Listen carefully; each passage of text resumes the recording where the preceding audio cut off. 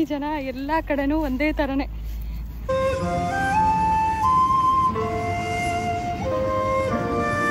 ಜಪಾನಲ್ಲಿ ಹೇಗೆ ಕೃಷಿ ಮಾಡ್ತಾರೆ, ಯಾವ ಥರ ಇಕ್ವಿಪ್ಮೆಂಟ್ಸ್ ಎಲ್ಲ ಬಳಸ್ತಾರೆ ಅಂತ ಈ ವಿಡಿಯೋದಲ್ಲಿ ತೋರಿಸ್ತೀನಿ. ನೀವು ಇನ್ನೂ ಫಾಲೋ ಮಾಡಿಲ್ಲ ಅಂದರೆ ಪ್ಲೀಸ್ ಫಾಲೋ ಮಾಡಿ, ಹಾಗೆ ಈ ವಿಡಿಯೋನ ಕೊನೆವರೆಗೂ ನೋಡಿ. ಜಪಾನಲ್ಲಿ ನೀರಿಗೆ ಕೊರತೆನೇ ಇಲ್ಲ, ಯಾವಾಗಲೂ ಧಾರಾಕಾರ ಮಳೆ ಬರ್ತಾನೆ ಇರುತ್ತೆ. ಹಾಗಾಗಿ ಇಲ್ಲಿನ ಜನ ಜಾಸ್ತಿ ಭತ್ತನೇ ಬೆಳೀತಾರೆ.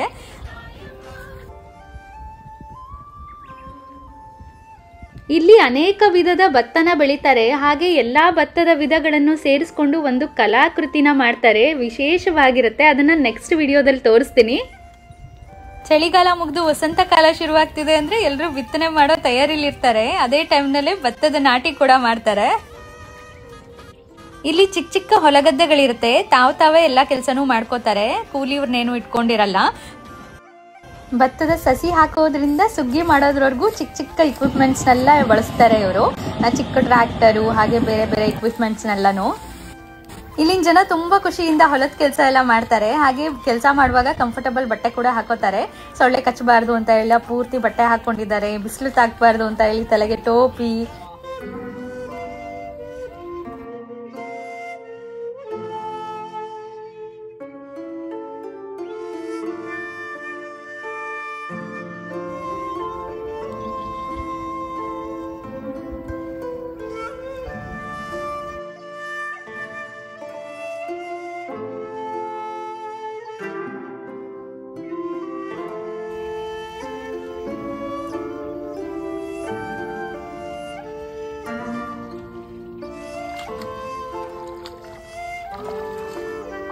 ಇಲ್ಲಿ ನಂಗೆ ತುಂಬಾ ಇಂಟ್ರೆಸ್ಟಿಂಗ್ ಅನ್ಸಿದ್ದು ನೀರಾವರಿ ವ್ಯವಸ್ಥೆ.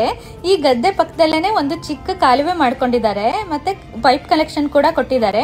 ಭತ್ತಕ್ಕೆ ಯಾವಾಗ ನೀರಿನ ಅವಶ್ಯಕತೆ ಇರುತ್ತೆ ಆಗ ಮಾತ್ರ ನೀರನ್ನು ಹಾಸ್ಕೋತಾರೆ.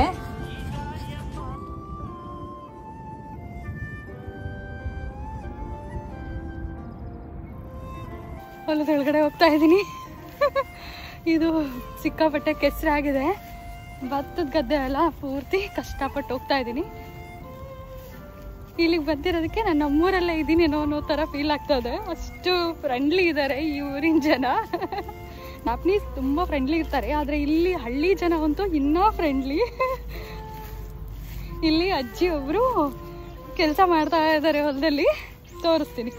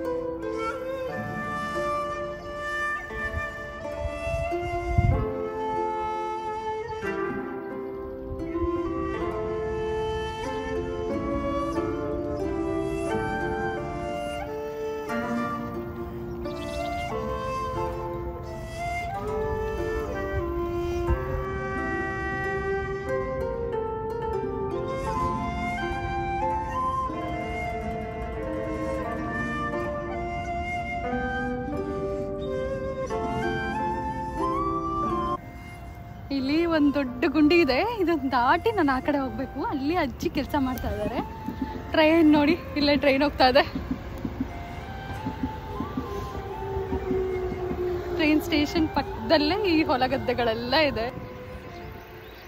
ಇವತ್ತು ಸ್ವಲ್ಪ ಬಿಸಿಲಿರೋದ್ರಿಂದ ಸ್ವಲ್ಪ ಸೆಕೆ ಅನ್ನಿಸ್ತಾ ಇದೆ, ಬಟ್ ಓಕೆ. ಹಿಂದೆ ಎಲ್ಲ ಇದೆಲ್ಲ ಪೂರ್ತಿ ಭತ್ತದ್ದೇನೆ, ಬಟ್ ಸ್ವಲ್ಪ ವೆರೈಟಿ ಬೇರೆ ಏನೋ ದೂರ ದೂರಕ್ಕೆ ಹಾಕಿದ್ದಾರೆ ಈ ಭತ್ತನ. ಆ ಕಡೆ ಎಲ್ಲನೂ ಹತ್ತಕ್ಕೆ ಹಾಕಿದ್ದಾರೆ.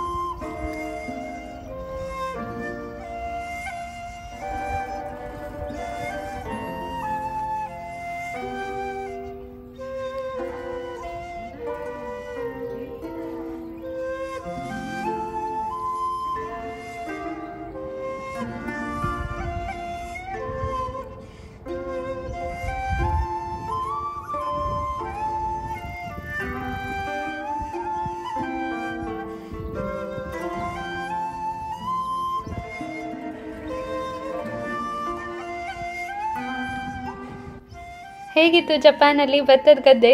ಇದೇ ಥರ ಜಪಾನ್ ಬಗ್ಗೆ ಇನ್ನಷ್ಟು ಮಾಹಿತಿಗಳಿಗಾಗಿ ಪ್ಲೀಸ್ ಸಬ್ಸ್ಕ್ರೈಬ್ ಮಾಡಿ, ಹಾಗೆ ಈ ವಿಡಿಯೋನ ಶೇರ್ ಮಾಡಿ. ಮತ್ತೆ ಇನ್ನೊಂದು ವಿಡಿಯೋದಲ್ಲಿ ಸಿಗೋಣ.